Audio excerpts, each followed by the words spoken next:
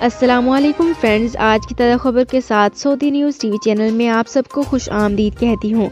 उम्मीद करती हूँ आप सब बिल्कुल ठीक होंगे। आज की वीडियो में बहुत ही इंपॉर्टेंट टॉपिक आप लोगों के साथ शेयर करने वाली हूँ। इसकी तमाम तो डिटेल्स और अहम पॉइंट्स आप लोगों के साथ शेयर करूँगी। ये तमाम डिटेल्स जानने के लिए इस वीडियो को लाजमी से लास्ट तक ज़रूर देखिए। तो फ्रेंड्स, करते हैं अपनी आज की वीडियो को स्टार्ट। सबसे पहले मैं आपको बताती चलूँ कि खुरूजुल अलमईद फाइनल एग्जिट वीज़े और फाइनल एग्जिट का मुतबादिल सामने आ गया है। ममलिकत में मुकीम गैर मुल्कियों के लिए मुस्तकिल तौर पर सऊदी अरब से जाते वक्त खुरूज नहाई यानी फाइनल एग्जिट वीज़ा हासिल करना ज़रूरी है।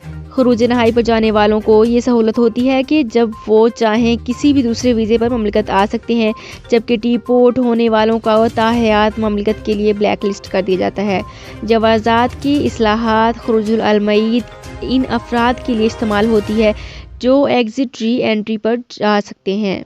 ऐसे कारकुनान जो एग्जिट री एंट्री पर जाकर वापस नहीं आते, इन पर 3 बरस की पाबंदी आयद कर दी जाती है। इस दौरान वो किसी वीज़े पर सऊदी अरब नहीं आ सकते। अलबत्ता इस कानूनी नुक्ते से तारकीन के अहले खाना मुतासिर नहीं होते, क्योंकि वो वर्क वीज़े पर मुकीम नहीं। यहाँ पे एक और बहुत ही इंपॉर्टेंट पॉइंट आप लोगों के साथ शेयर करूँगी कि कानून के मुताबिक वो अफराद जो खरूज ओहदा पर ममलिकत से बाहर गए हुए होते हैं, इनका खरूज नहाई लगाना मुमकिन नहीं होता। ऐसे अफराद जो खरूज नहाई पर जाने के बाद वापस नहीं आते, चाहे इनके लिए खुरूजुल अलमईद की सहूलत फराहम की जाती है। जवाज़ात का खुदकार सिस्टम खरूज ओहदा पर गए हुए गैर मुल्कियों को खुदकार तरीके से इस वक्त सिस्टम से खारिज कर देते हैं जब इनका exit re entry visa expire हुए 6 माह गुजर चुके होते हैं।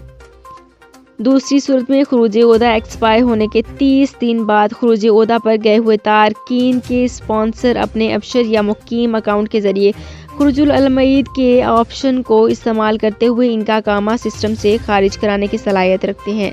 वाज़ेह रहे कि गैर मुल्की कारकुनान जो अपने अहली खाना की हमराह ममलिकत में मुकीम हैं, इनके लिए लाजमी है कि हर बर्स अकामा की तजदीद के वक्त फैमिली पर आयद माहाना फ़ीस अदा करें, जो कि अमसाल 400 रियाल फ़ी माह की हिसाब से वसूल की जाती है। जो अपने अहले खाना को खुरूज ओहदा पर भेज कर बाद अज़ा इनके कामे को कैंसिल कराने की ख्वाहां हैं, इन्हें चाहिए कि वो अपने अबशर अकाउंट के ज़रिए अहले खाना के अकामा को कैंसिल कराने के लिए तवास्सल सर्विस पर मौजूद खुरूजुल अलमईद के ऑप्शन को इस्तेमाल करें।